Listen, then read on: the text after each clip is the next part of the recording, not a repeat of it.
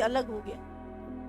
इतनी बेचैनी और इतनी हृदय में व्याकुलता थी। हमारी चर्च की एक बेटी, प्रभु बात करता उससे, और वो दौड़ती हुई आई और बोली, प्रभु ने मुझे एक मैसेज दिया है और वो मुझे मम्मा को बताना है। और उसको जैसे सब कुछ लाइव चल रहा था और उसी स्थान पे मैं हूं जहां पे वो उस बेटी को लाया गया और मैं वहीं पे बैठी हूँ। और उसने बोला, प्रभु ने मुझे आपको एक मैसेज देने के लिए बोला है।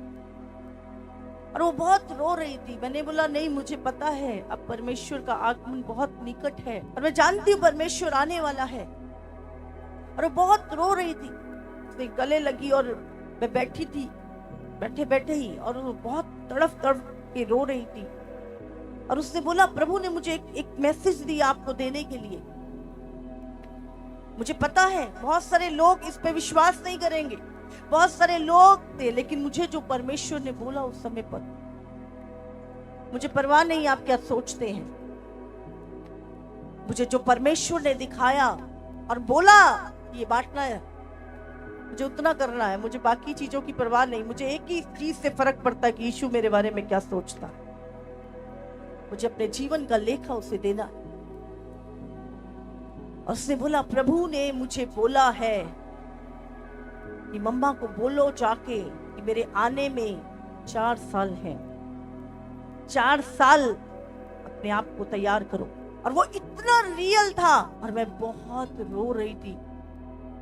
और परमेश्वर ने, बाइबल कहती है कोई नहीं जानता उसके आगमन के विषय में, वो दिन के विषय में कोई नहीं जानता कि वो कब आएगा।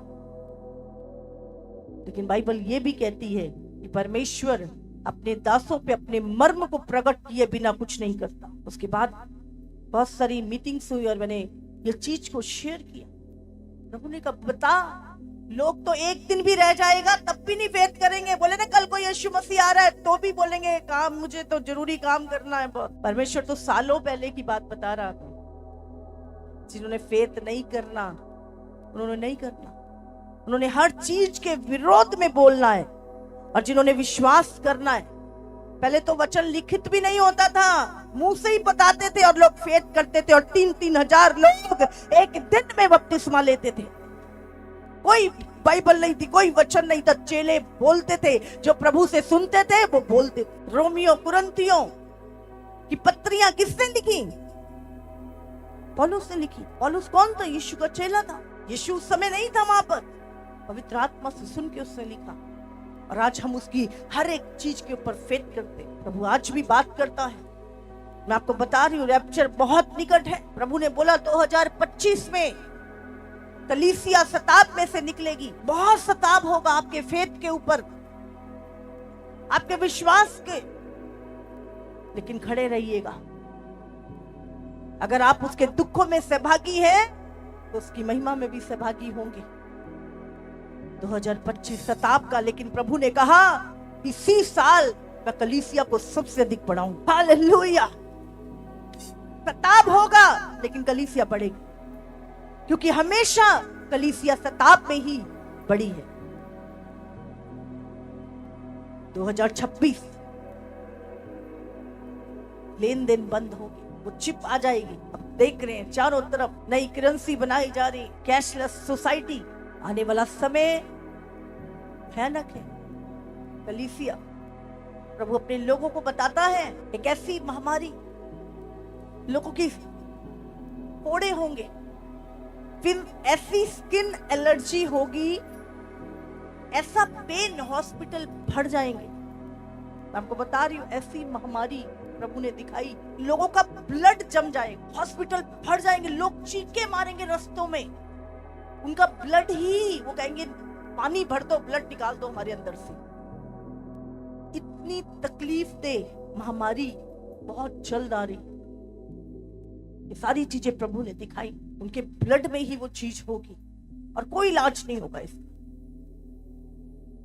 लेकिन जितने लोग यीशु से चिपके हुए हैं, इस समय लिपटे हुए हैं, परमेश्वर उन लोगों की रक्षा करेगा। आपको लग रहा है ये चीजें बचाव केवल यीशु नाम से होगा। चारों तरफ। तो परमेश्वर चाहता है कलीसिया तैयार हो। आने वाली चीजें किसने बताया था लॉकडाउन होगा, किसने बताई थी चीजें, लेकिन खुदावंद अपने लोगों के ऊपर प्रकट करता है चीजों को। बहुत जल्द